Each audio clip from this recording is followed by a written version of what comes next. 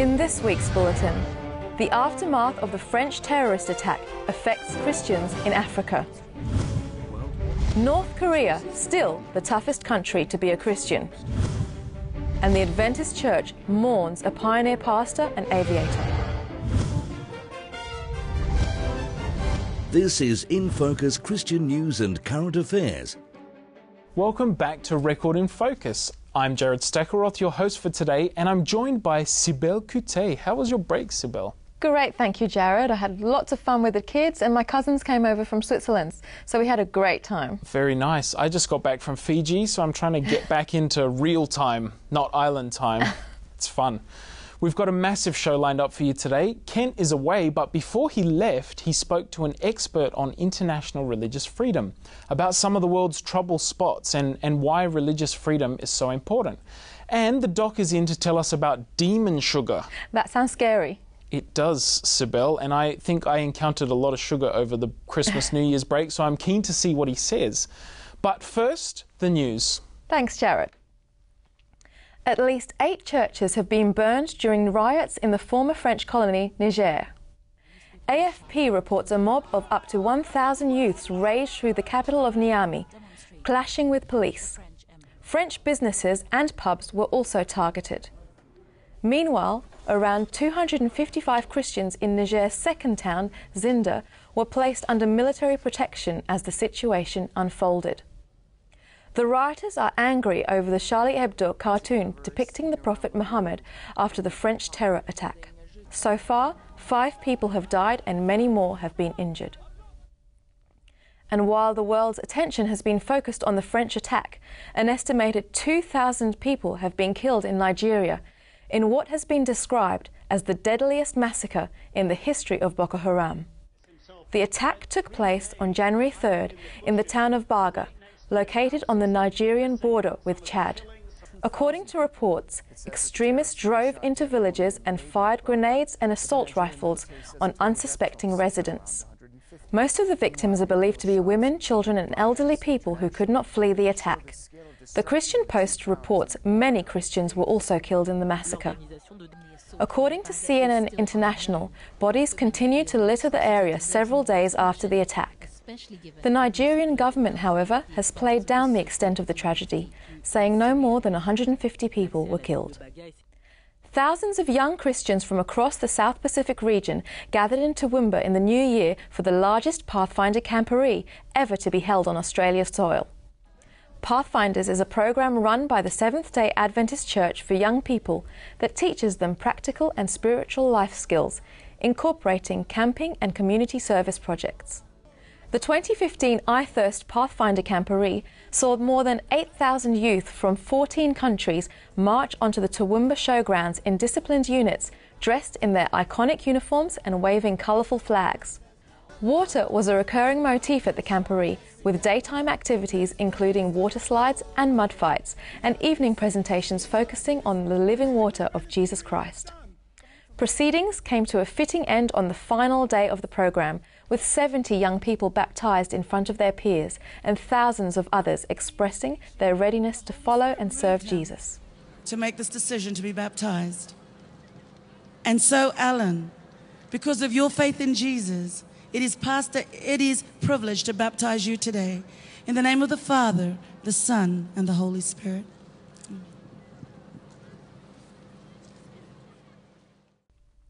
Famous for gospel favourites such as Soon and Very Soon and The Blood Will Never Lose Its Power, legendary singer-songwriter Andraé Crouch has died at the age of 72.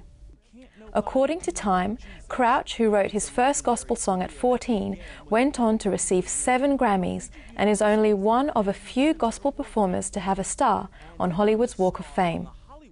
After his debut in 1960, Crouch was instrumental in the Jesus music movement and also worked with stars like Paul Simon and Ringo Starr. Crouch had suffered from ill health for some time. For the 13th year in a row, North Korea has been named as the world's toughest country in which to be a Christian. Coming in at number 2 on the Open Doors 2015 World Watch list was Somalia, with Iraq and Syria also high on the list of countries prone to Christian persecution. A couple of African nations have made the jump into the top 10 this year. Sudan placed number 6 on the list, and Nigeria rounding up the top 10 after a series of well-documented attacks on Christians by extremist group Boko Haram. More than 3,000 people were baptized in the Dominican Republic's capital, Santo Domingo, this past weekend after a 5-day evangelistic series organized by the Seventh-day Adventist Church. The series saw 14,000 people gather at El Palacio de los Deportes Stadium on a nightly basis to hear presentations by Pastor Mark Finley and his wife Ernestine. The turnout was the largest for an evangelistic series in the country in more than 15 years. Seventh-day Adventist church leaders from around the world were on hand to witness the baptism. Earlier in the week, the administrators took a break from week-long business meetings to help construct a new church building, which will provide 40 local residents with a place to worship. The controversial story of the little boy who saw a vision of heaven while in a coma has turned out to be just that, a story. The book, The Boy Who Came Back from Heaven, written by Alex Malarkey with his father Kevin, has sold 1 million copies since its release in 2010.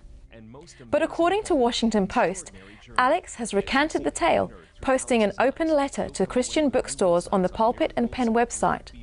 He says he did not meet Jesus or go to heaven and just made the claims to get attention. Christian publisher Tyndale House has recalled the book and all associated products. The Seventh-day Adventist Church is mourning the loss of 95-year-old pastor Len Barnard, the denomination's first medical mission pilot to serve in Papua New Guinea. Pastor Barnard first served in Papua New Guinea as a paramedic with the Australian Infantry Forces during World War II. He would return to the country a few years later to serve as a pioneer missionary, a role he devoted himself to for 30 years. While he enjoyed helping people on the ground, Pastor Barnard's greatest joy was to serve people by flying. He made his final trip to the highlands of Papua New Guinea in July last year for the Adventist Aviation's 50th anniversary celebrations. It was a very emotional ceremony for all involved, with many of the locals shedding tears as Pastor Barnard spoke to them in Tok Pisin and led them in the singing of the hymn, When We All Get to Heaven. That's the news for this week. Jared? Thanks, Sibel. Look, there was some sobering news in there this week, but it's nice to finish celebrating the life of Pastor Len Barnard. Yes, what an awesome and inspiring life he led.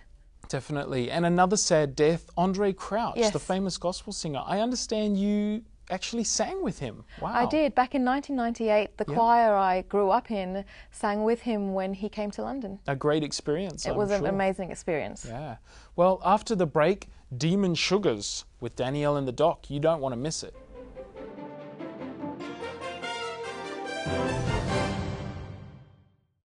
Signs of the Times, a magazine for a world on the brink.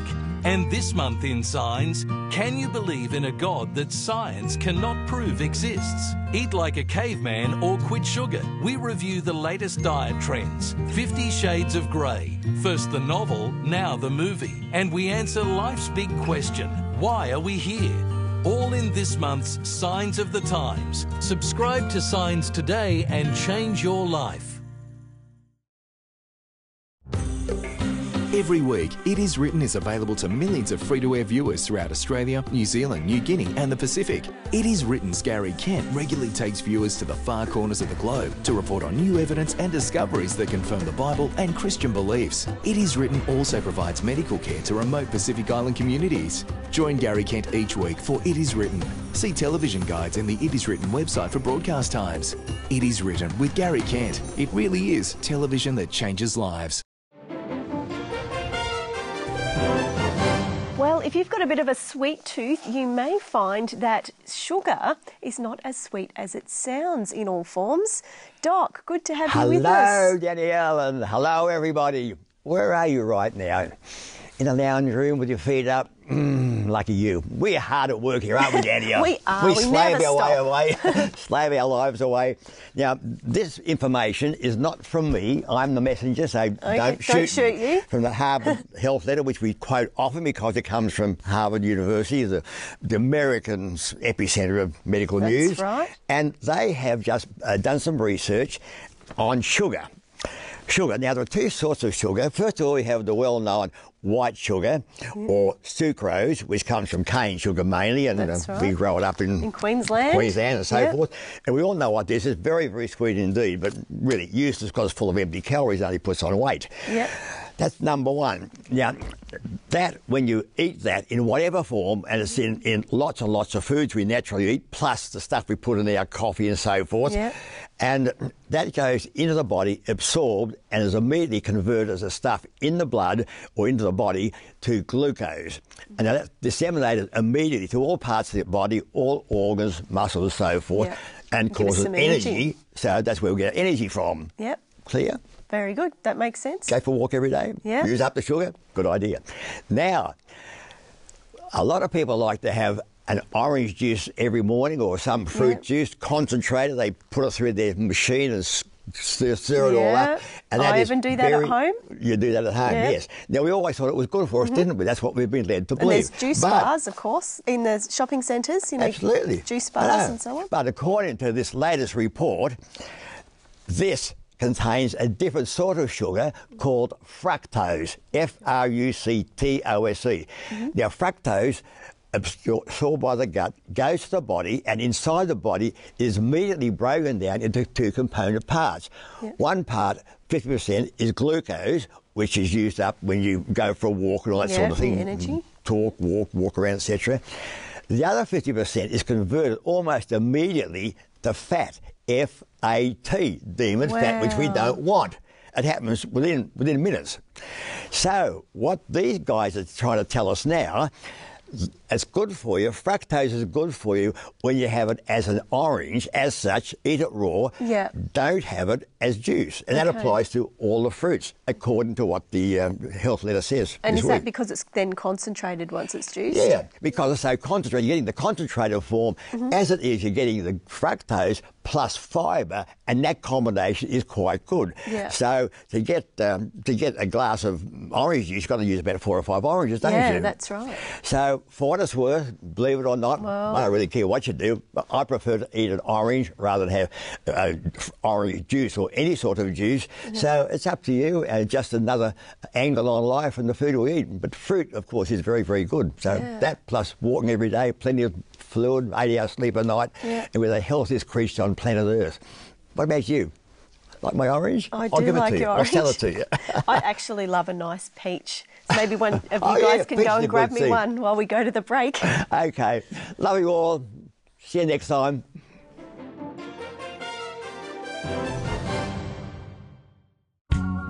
Discover some of these artists from Salter Music.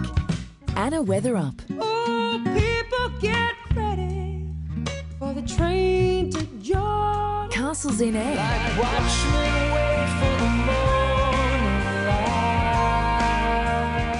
Eric and Monique. You alone are my strength, my refuge. Sapphire. His love reached the bottom of the ocean. No matter what shade of musical taste you have, you might just find something that sings to you. It's all waiting to be discovered at saltermusic.com. Fresh and exciting original Christian music from Salter Music. The media targets our girls with destructive messages. But is there an alternative? Yes, it's Gigi. Gigi is a great new magazine for teenage girls that uplifts good Christian values. Finally, a way to pass on our values in a way the teenage girls in our life will love. So give a subscription to a teenage girl you love today. Visit gigimagazine.com.au. That's gigimagazine.com.au. Hello, welcome back. Well, it's a privilege to have in the studio today Dr. John Gratz. And John, you head up the Public Affairs and Religious Liberty Department for the Seventh-day Adventist Church, is that right? Yes, which is, in the government it should be the Minister of Foreign Affairs. The Minister of Foreign Affairs, yes. Okay. But I am also Secretary General of the International Religious Liberty Association, and I have been for 12 years Secretary of the Christian World Communions. Wow. So this area of religious freedom is something that you've been involved in for a lot of years. Oh, yeah, for a long time. I should say that all my life, because, you know, defending freedom has been always very important for me. And religious freedom is the basic of human rights. It's a fundamental freedom, and it means when you see what's going on in the world today, you ask the question, what can we do? Yeah, we are not called to be a spectator, but we have to be an actor in the big battle for freedom and religious freedom. Okay. Now, I have a couple of questions for you. I want you to deal with some myths for me to see if they're true or not. I've heard it said a few times that currently Christians are the most persecuted religion around the world. Is that true? Yeah, you are right. You know, it's not just, it's not a myth. You know, Christians are persecuted in 151 countries. Wow. We estimate about 100 million or 150 million, some people say 200 million, but let's say 150 million Christians are persecuted around the world. Wow. Persecuted or discriminated. It may start with, you know, just discrimination.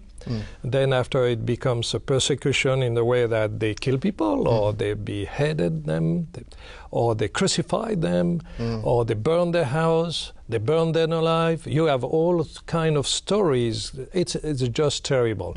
But, you know, I visited in several of these countries where Christians have not been persecuted in the past, but they have not been recognized as an equal citizen. But still, you know, they were well, they had something to do. Most of the time they were in charge of a business, or they were advisors. But now it's getting worse almost everywhere. Well, I mean, just that statistic that we often hear about Christians being the most persecuted religion, Christianity is also the largest religion in the world. Yeah, exactly. So it stands to reason that if 1 out of every 10 Christians was persecuted and 1 out of every 10 Buddhists was persecuted, for example, there'd be more persecuted Christians, simply because it's a larger religion.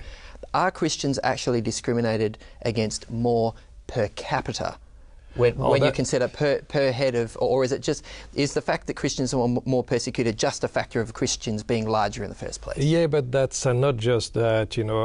Also, Christians, where they are a minority, you know, the government or people very often associate them to the West.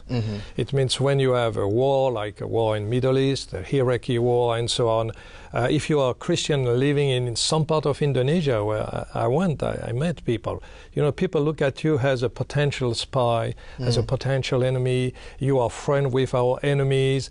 And of course, and after you are different, and you may be look at a threat for the people. And also something I saw when I travel around the world and talk with religious leaders, because every time I visit a country, I meet religious leaders from different religions.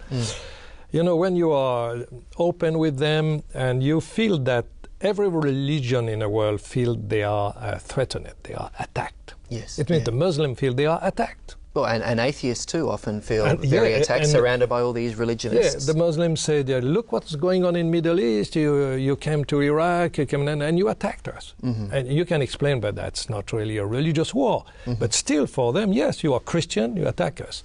And you talk with Buddhists, you know, look at in Sri Lanka, or in Myanmar, you have extreme right Buddhists, very violent. It's incredible, you know. So Buddhists being violent. Tamil Hindus, for example, in Sri Lanka. Hindus, the extremist Hindus in India, in some state like Orissa, they feel they are attacked and they have to defend themselves, and they have to defend themselves against their enemy, and the Christians are the potential enemies. Sometimes Christians and Muslim, or Christians and Buddhists, Christian and Hindus.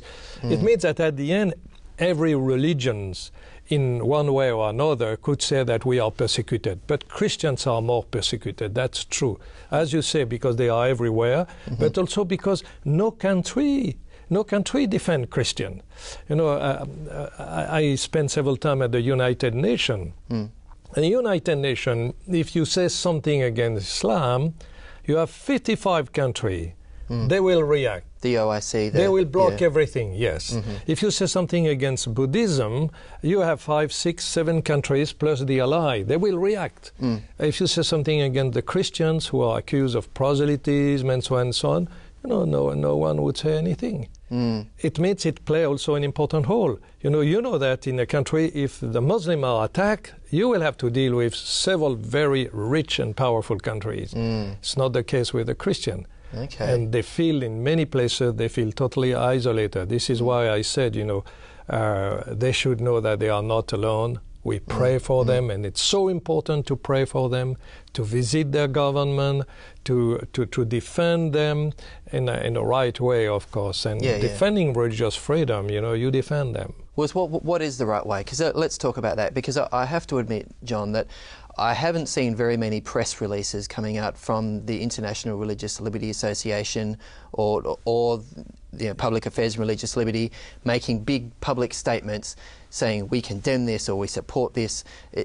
It seems that you like to work behind the scenes a lot. And it happens. We have a website, and we follow the way of a kind. We call that a soft diplomacy. It means we have to think twice before publicly attack a government. We did that for Pakistan, and we do that again because we want to talk with people. When you attack a government, there is no way to talk with them after. Publicly, and after, you don't represent a big power. They say, how many soldiers do you have? We don't have a bomb. It means we have to find a way where people can understand that we are not defending a country against another country. We just want to defend human rights and your dignity. What about the campaign during 2014 for the pastor who was in prison in Togo, Pray for Togo? That went public, and he was released. He was released. I mean, it's not your usual style, but is that something perhaps you'd consider doing in the future? But we have been criticized for that. Oh, really? You have to understand, we did that, and after we have been criticized because, also you have to set up the best strategy. And what we did, we made a public campaign, but now what we have to do is we have to rebuild relation with the government. The Togo government. The Togo government, and we try to do that. We have to explain that it was not against them, but finally, he was acquitted, but two are in prison and have been sentenced for life in prison. Yeah, Bruno Amar is still there. Bruno Amar, another one, Rafael. It means we continue, but we have to adjust what is the best strategy, what is the best way. Because, very often people want to make publicity, but you have to think, what about the consequences? And now, any government can look on internet and see what you are doing. And if you attack them, they are not happy. And after, you need visa. And don't forget that we have also the church. Yes. That's so easy for a government to say, okay, you attack us, you have missionary here, but you will not have any visa anymore. So the local church in the particular we have also to think about that. And we never work alone. We have a case in a country, and I can say that Pakistan. We ask with the local leaders, or local Christians leader, and what is the best way? Very often they say the best way said nothing. Really? The best way you say nothing. And because we saw also some example where not us but other NGOs put the pictures of people who have been arrested and people were caught by the mob and killed and burned. Wow. Goodness. Even they can be killed in prison.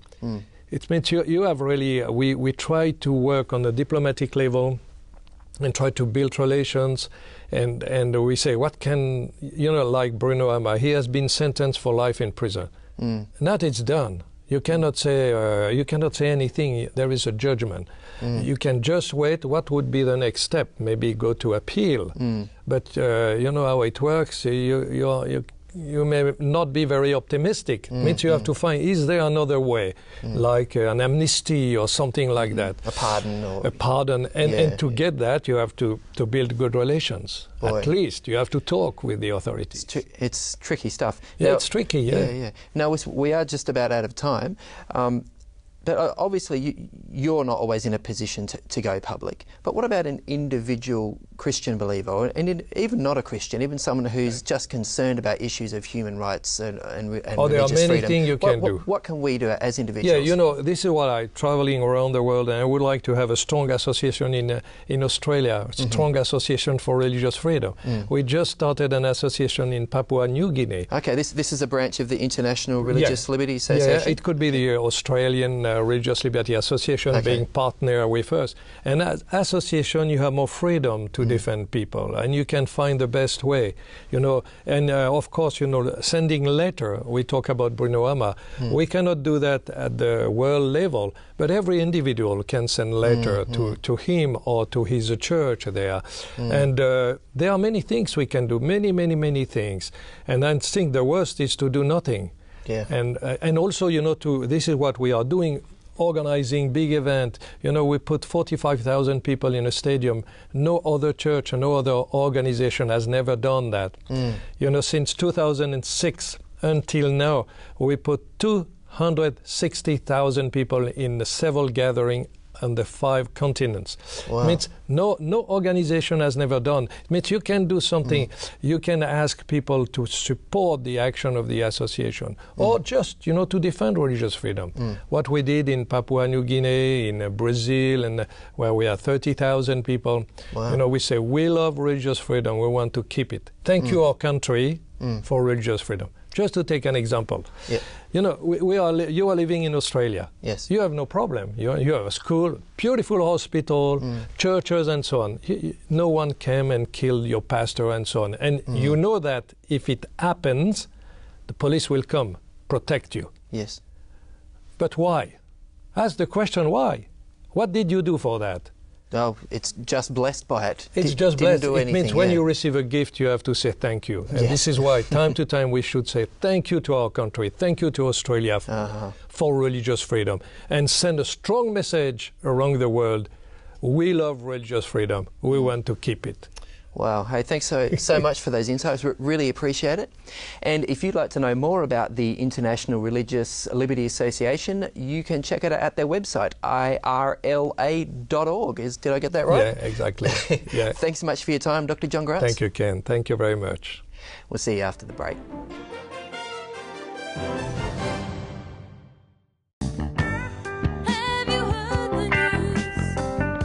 No matter what shade of musical taste you have, you might just find something that sings to you. It's all waiting to be discovered at saltermusic.com. Fresh and exciting original Christian music from Salter Music.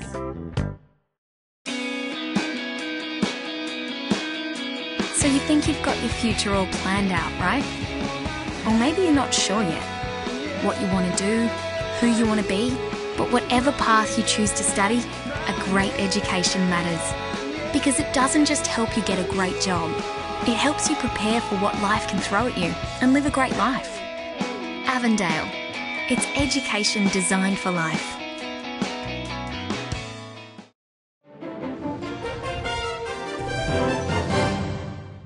Well, we're at the end of another show. Thanks so much for joining us. Shall we do this again next week, Sibel? Definitely, Jared.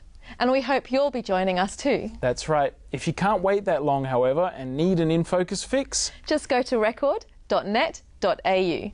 We'll be there. Well, that's all we have time for this week. Have a safe and a happy one. And God bless.